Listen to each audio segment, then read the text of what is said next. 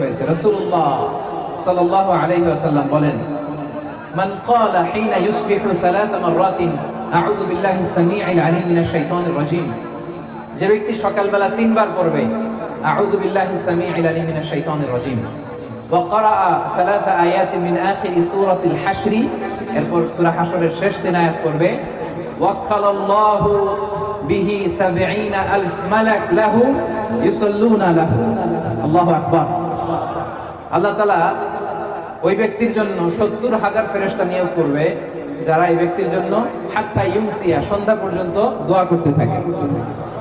ওয়া ইন মাতা ফি যালিকাল ইয়াউম, আর এটার পরে ওই দিন যদি তার মৃত্যু হয়, মাতা শাহীদা, সে শাহাদাতের মৃত্যু নসিব করবে। ওয়া ইন ক্বারাআহা হিনা ইউমসি কানা লাকা বিতিলকা মানজিলা, আর সন্ধ্যাবেলাও যদি কেউ এভাবে তিনবার আউযু বিল্লাহিস সামিউল আলিম পড়ে সূরা হাশরের শেষ তিন আয়াত পড়ে, তার জন্য একই ফজিলত রয়েছে। পড়েন সুবহানাল্লাহ।